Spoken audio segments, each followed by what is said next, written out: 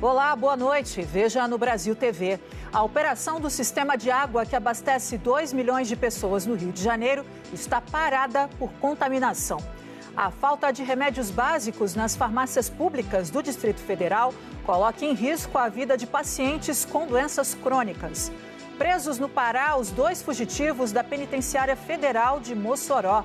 E ainda, uma das únicas empresas de fiação de seda do Ocidente fica no Centro-Oeste paulista, mas a poluição impede o aumento da produção. Quinta-feira, 4 de abril, agora no Brasil TV.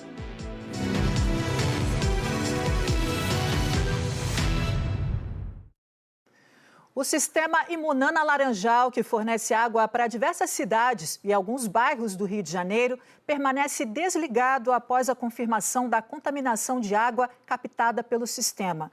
Ainda não há previsão de retomada do serviço e isso pode afetar diretamente a vida de 2 milhões de pessoas. O sistema Imunana Laranjal abastece mais de 2 milhões de clientes na região metropolitana do Rio. E ainda não há qualquer previsão para normalizar o serviço. Por isso, a principal recomendação ainda é economizar água. Essa tarde, nós sobrevoamos a estação que fica em São Gonçalo, na região metropolitana. A SEDAI paralisou a operação por causa de alteração da qualidade da água bruta no manancial de captação, ou seja, antes de chegar para o tratamento. A companhia acionou o INEA, o Instituto Estadual do Ambiente. Uma equipe de emergência fez um teste e descobriu um produto químico na água, conhecido como tolueno. O tolueno é um tipo de solvente. Essa estação abastece Niterói, São Gonçalo, Itaboraí, parte de Maricá e também a ilha de Paquetá, no Rio. A gente viu funcionários trabalhando, reunidos essa tarde, mas os tanques ainda estavam vazios. Ontem, depois da interrupção, a SEDAI disse que não há risco da substância chegar às casas e que o abastecimento só volta quando a água estiver limpa, mas ainda não há previsão e por isso a recomendação é economizar água. A gente fala agora do tempo na região nordeste do país. Em Pernambuco, a quinta-feira foi de muita chuva. A TV Globo Recife recebeu vídeos de moradores e de motoristas que registraram os alagamentos em vários pontos da região metropolitana. Está chovendo na estação. Dentro da estação do metrô de Afogados, muita água. E agora para passar ali? O carro ali, ó. Eita, bichinho. Infiltração também nas estações de Joana Bezerra e do Barro. Isso é uma coisa muito feia, não pode chover. Cheio de água dentro da estação do Barro. Aí os usuários tudo se escondendo por causa da água para ir que é água. Isso é uma vergonha, pô. Do lado de fora da estação de Afogados, chuva e alagamento. Quem enviou o vídeo foi o Rodrigo da Silva. Mais chuva também na Avenida Domingos Ferreira, no bairro do Pina. O vídeo foi enviado pela Luciana Azevedo. Dentro do Ceasa também chove bastante. A pista ficou alagada e os motoristas tiveram dificuldade de sair. O vídeo é do Robson Félix. Olha, menino, como é que tá Recife, olha. Deixou tudo d'água. O enfermeiro Anderson Rodrigues registrou muita chuva e alagamento na Estrada da Batalha, próximo ao viaduto de Prazeres, em Jaboatão. A ambulância teve dificuldade para passar com um paciente grave que seguia para um hospital particular. Alagamento também na Avenida Manuel Gonçalves da Luz, no bairro da Mostardinha, no Recife. Por conta das fortes chuvas, na avenida, os comerciantes ainda não conseguiram abrir as lojas. Quem viu o vídeo foi a Tatiana Godoy. A água é o que não falta.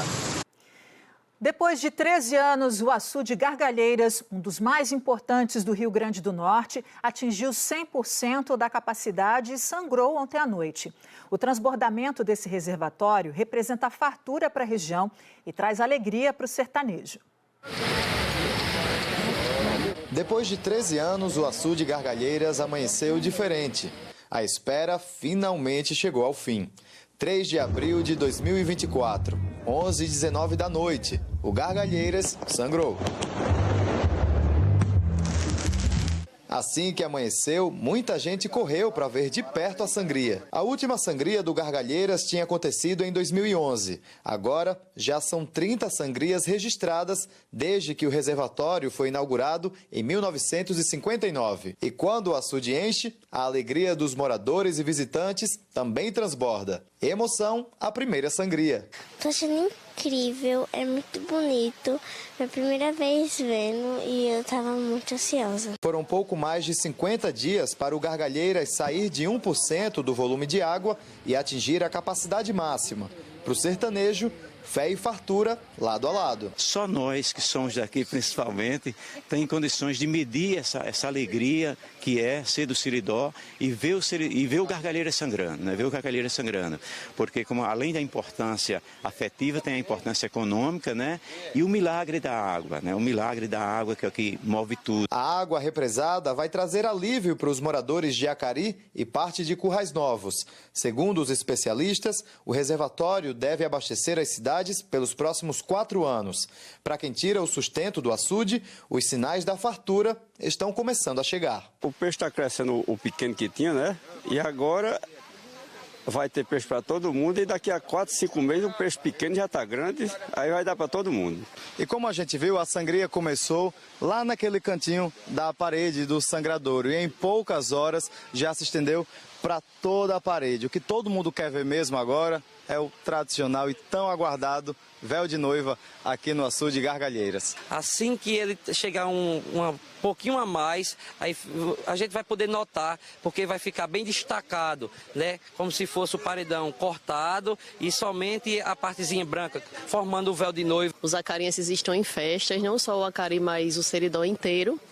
O Rio Grande do Norte inteiro, talvez as pessoas não entendam o quanto que isso significa, mas em cada gota ali a gente vê nossa fé renovada, nossa esperança renovada. Remédios para diabetes estão em falta nas unidades básicas de saúde do Distrito Federal e sem qualquer previsão para que estejam disponíveis novamente. O seu Giovan vai todos os dias na UBS 1 do Núcleo Bandeirante na tentativa de conseguir medicamentos para controlar a diabetes de seus 2 filhos gêmeos. Eles são pessoas com deficiência e precisam do auxílio do pai para cuidar da saúde. Mas há 3 meses, o seu Giovan dá de cara com esse aviso na UBS. É a lista dos medicamentos em falta, entre elas a metimorfina e a glicazida, que os filhos do seu Giovan precisam.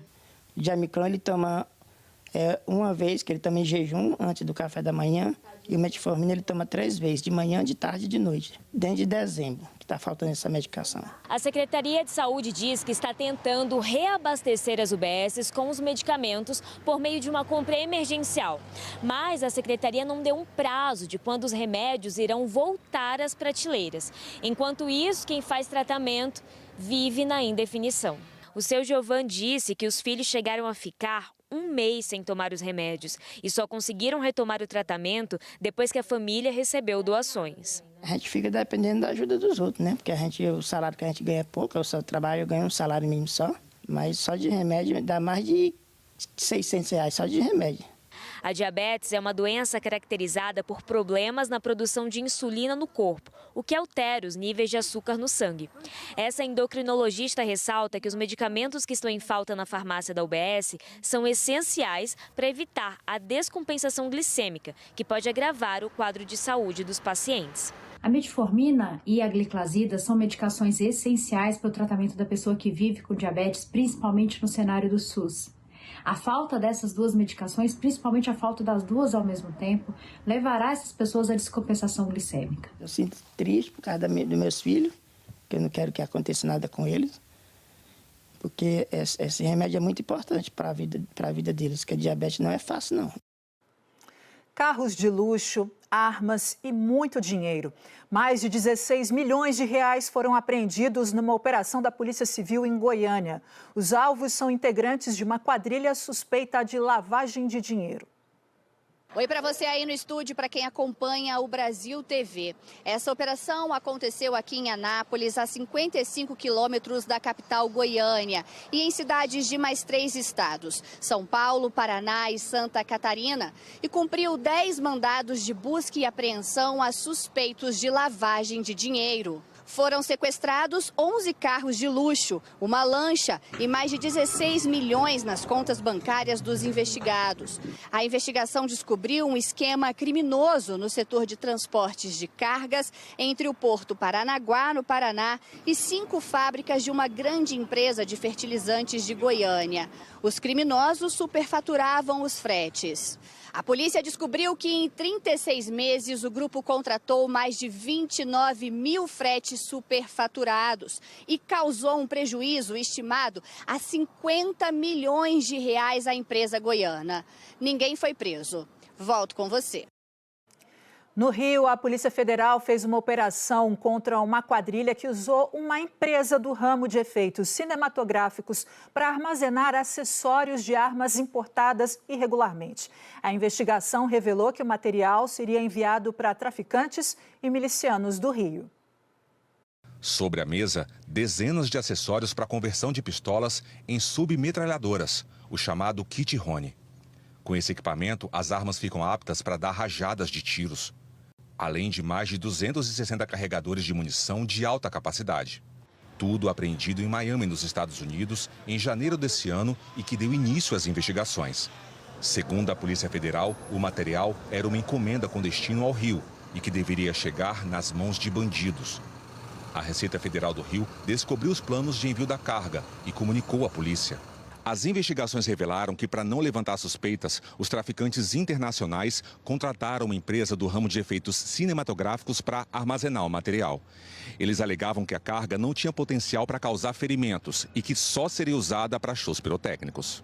Mas, de acordo com as investigações, as armas e os acessórios iam parar nas mãos de traficantes e de milicianos que dominam comunidades do Rio. Essa manhã, a Polícia Federal fez uma operação que recebeu o nome de ficção ou realidade. Os agentes saíram para cumprir 6 mandados de busca e apreensão no Rio e também nas cidades de Curitiba e Maringá, no Paraná. Um dos endereços está ligado ao advogado Fernando Humberto Rodrigues. Ele foi condenado pela Justiça Militar em 2015 e é investigado por calúnia e desvio de armas do Exército em 2020. Fernando depôs como testemunha de defesa no julgamento de Rony Lessa, réu confesso na morte da vereadora Marielle Franco e do motorista Anderson Gomes. Apesar de procurado, Fernando Humberto não foi preso durante a audiência. Na época, o Tribunal de Justiça afirmou que não havia expedido ordem de prisão contra o advogado, mas não esclareceu por que não cumpriu o mandado de prisão expedido pela Justiça Militar. A operação de hoje teve apoio de autoridades americanas. Os investigados vão responder pelos crimes de associação criminosa, além de tráfico internacional e comércio clandestino de armas de fogo e acessórios. A Polícia Federal divulgou um balanço da operação. 34 armas foram apreendidas no Rio e uma prisão em flagrante por comércio irregular de acessórios para armas foi feita em Curitiba. O advogado Fernando Humberto, citado na reportagem, informou que não mora no Brasil há anos e que não possui endereços ligados a ele no país. Também disse que a empresa que ele assessora não exporta nada sem autorização das autoridades americanas. E foram presos no Pará os 2 fugitivos da Penitenciária Federal de Mossoró. As buscas duraram 51 dias. Os presos, Rogério da Silva Mendonça e Deibson Cabral Nascimento, ambos ligados à facção criminosa Comando Vermelho, foram interceptados pelos policiais a 1.600 quilômetros de distância do presídio. 2 fugitivos já estão presos e estão sendo encaminhados para a delegacia da Polícia Federal em Marabá, no Pará. As informações que nós temos é desse trabalho conjunto da Polícia Federal com a Polícia Rodoviária Federal. Como que aconteceu a prisão do Rogério e do Deibson? A Polícia Federal continuou seu trabalho de inteligência e ficou monitorando a movimentação. Repassaram a informação quando acharam que o momento era um bom momento para fazer a captura. E é nesse ponto que a Polícia Rodoviária Federal entra em ação. Vai até uma ponte na BR-222, uma BR que corta o estado do Pará, faz a interceptação. E olha que informação que chama a atenção de uma apuração minha com o Fábio Amato, produtor da TV Globo aqui em Brasília. Eles não estavam sozinhos. Eles estavam num comboio, 3 carros estavam participando desse comboio. Os 3 foram interceptados pela Polícia Rodoviária Federal e, por conta disso, além dos 2 fugitivos, mais 4 pessoas foram presas. Os nomes ainda não foram divulgados. Portanto, a Polícia Federal, com a Polícia Rodoviária Federal, consegue, na tarde desta quinta-feira, concluir uma operação que começou há muitos dias, prender os 2 fugitivos que pela primeira vez conseguiram escapar de uma penitenciária do sistema federal. Os 2 são encaminhados novamente para a penitenciária de Mossoró com a ajuda da Polícia Federal. A cobertura completa você acompanha daqui a pouco no Jornal Nacional. No Recife, o presidente e o vice-presidente de uma torcida organizada do esporte foram presos pela Polícia Civil. Eles são suspeitos de envolvimento no ataque ao time do Fortaleza, no fim de fevereiro, que deixou 6 jogadores feridos. Oi, gente, tudo bem? Muito boa tarde a todos. As prisões foram confirmadas pela Secretaria de Defesa Social de Pernambuco. O presidente e o vice-presidente da torcida Jovem do Leão, que é a principal torcida organizada do esporte, foram levados ontem à Delegacia de Repressão à Intolerância Esportiva, que fica em Olinda. De acordo com a investigação, os 2 são mandantes do ataque ao ônibus do Fortaleza, que levava a delegação do Fortaleza após o jogo entre Sport e Fortaleza pela Copa do Nordeste, que aconteceu aqui no Recife em fevereiro, dia 22 de fevereiro, e deixou 6 jogadores do Fortaleza feridos. Dos 2 presos, um deles tem antecedentes criminais, que é o vice-presidente da torcida. Com essas 2 novas prisões, chegamos agora ao número de 6 presos envolvidos nesse ataque. E a seguir, a história da idosa que, com mais de 100 anos, depende da boa ação de voluntários que doam sangue.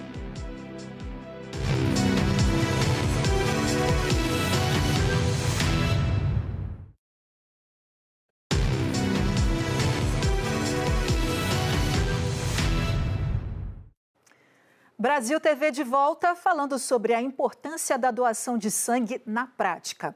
Uma única bolsa de sangue pode salvar até 4 vidas, como a vida da dona Helena, que tem mais de 100 anos, precisa de transfusão mensal e conta com a solidariedade dos brasilienses. Dona Helena prova que é possível chegar aos 100 anos com saúde, disposição e lucidez. Para ser exato, ela já viveu 1 século e 6 meses. Quando fiz 90 anos, eu fiquei pensando, gente, estava faltando pouco para 100. Não me preocupei. Quando eu vi, já estava chegando. Apesar de algumas limitações, Dona Helena se mantém ativa. De manhã cedo, não abre mão de fazer o próprio café. Sem pressa, coloca o pó, passa água e depois senta à mesa. Para acompanhar, não pode faltar uma boa conversa. Ela conta de quando veio de Minas para Brasília, dos anos como servidora pública e da rotina depois da aposentadoria.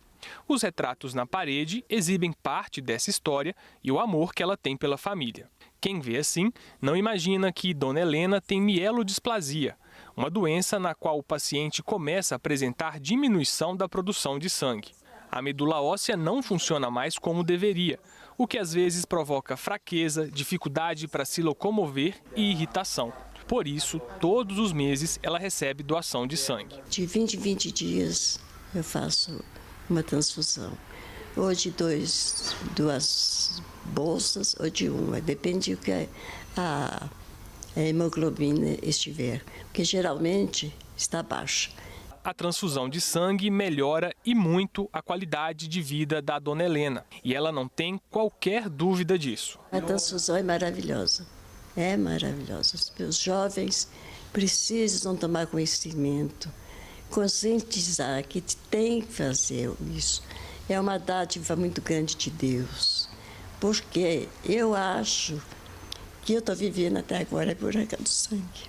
A gratidão se estende pela família. As filhas também são doadoras de sangue, uma solidariedade que não deixa de ser uma forma de retribuição. Elas destacam que a mãe faz uso de medicamentos para ajudar a melhorar a produção de sangue, mas os efeitos deles não se comparam ao sangue que é doado. A ciência conseguiu desenvolver alguns medicamentos, só que esses medicamentos eles ainda estão assim numa fase que prometem, mas ainda não estão chegando lá. Então, o resultado para ela, o melhor resultado, está sendo realmente a transfusão. A transfusão é que tem mantido, tem dado ela essa longevidade, essa qualidade de vida e, assim, essa possibilidade dela ter um convívio melhor com toda a família e de vida mesmo. Em 2023, foram realizadas 91.793 transfusões de sangue na rede pública de saúde do DF e nos hospitais conveniados atendidos pelo Hemocentro de Brasília. Neste ano, entre janeiro e fevereiro, foram 16.301 transfusões. Ontem, os estoques de sangue do Hemocentro estavam baixos para os tipos B e A negativo. Os do tipos O positivo e negativo e A positivo estavam críticos. O sangue coletado nas doações é essencial para os atendimentos de urgência, realização de cirurgias de grande porte e tratamento de pessoas com doenças crônicas. Por isso, a doação é um ato que pode salvar e mudar muitas vidas. Eu não sei quem está me doando sangue, só Deus sabe. Aí eu faço a minha prece, agradeço a quem está me doando. E peço também que as pessoas vão fazendo, que é tão bom e gratificante. Os jovens não sabem. Não só eles, não. Muitas jovens não sabem o quanto é gratificante doar sangue. O Centro-Oeste Paulista tem uma das únicas empresas de fiação de seda do Ocidente. Essa produção, que atende à demanda de muitos países, poderia ser ainda maior se não fosse a poluição. Os agrotóxicos atrapalham a produção de alimentos para o crescimento das lagartas e formação dos casulos. Aqui é assim o tempo todo. Os casulos são recebidos, separados e seguem para o cozimento. Aí sim o processo de fiação começa. Pouco depois, o fio de seda sai pronto para passar pelo acabamento. Essa fábrica é a única no Brasil que trabalha com produtos que têm origem no bicho da seda. A empresa fica no município de Bastos e tem como desafio entregar cada vez fios de qualidade ainda melhor. Hoje vivemos um período muito bom, o mercado está aquecido em busca de produtos de seda de alta qualidade, não só para o têxtil, mas também com outras aplicações. E a gente tem tentado desenvolver isso através de parcerias com startups, não só para o têxtil, mas também outra aplicação para a seda que não o têxtil. Cada casulo como esse rende aproximadamente 1.400 metros de fio. E a preocupação é que esse material seja de primeira linha para atender às necessidades do mercado. Os fios de seda fabricados aqui são enviados para o mundo todo. Para se ter uma ideia da quantidade, no ano passado foram mais de 260 toneladas do produto. Só que a fábrica tem capacidade para produzir até 4 vezes mais. Só não produz por causa da realidade no campo. O problema maior que a gente enfrenta hoje é a deriva de agrotóxico. Nossas lavouras são vizinhas de outras culturas, a exemplo da cana-de-açúcar, amendoim, soja, milho, e isso tem provocado bastante deriva nas folhas de amoreira, que é o principal alimento o principal único, alimento do bicho da seda. E essa contaminação em folha de amora, ela em alto índice, ela chega a matar a lagarta. A dona Regina cria lagartas há mais de 30 anos. Ela tem uma pequena plantação de amoreiras, suficiente para alimentar os bichos da seda.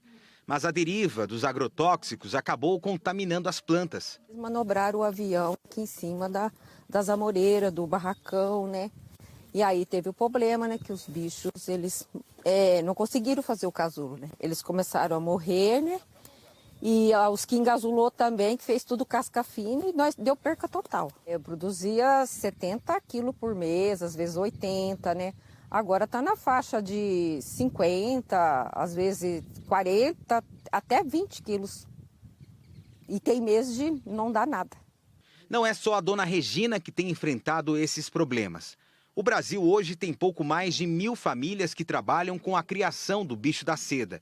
Um número bem menor do que antes. Em 2021 a gente tinha mais de 2.700 produtores, hoje nós estamos com 1.200.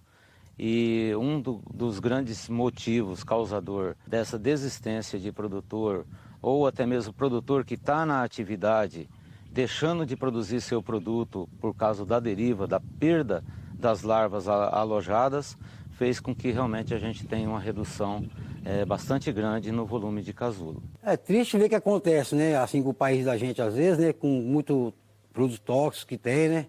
Diversos produtores, às vezes, param, não pelo manejo, pelo trabalho que tem, sim pela a poluição que tem de produto tóxico no Brasil, né? Mas para nós aqui está super bem. Eu tenho uma produção ótima, maravilhosa aqui, eu não tenho que reclamar, ajuda bastante na despesa, né? Então, para mim aqui está maravilha aqui. Mesmo com todas as dificuldades para criar a lagarta, o mercado é promissor. A demanda mundial segue firme e a atividade aqui no país só depende de mais criadores para se fortalecer. Ainda temos muita demanda da proteína da seda, dos resíduos de sedas que podem ser utilizados para compor biomateriais para diversas utilizações, a extração da proteína de seda para utilizar em próteses dentárias, gaze para queimaduras humanas, biofilmes, etc. O Brasil TV fica por aqui. Outras notícias no Jornal Nacional às 8h30 da noite, hora de Brasília. Uma ótima noite e até amanhã.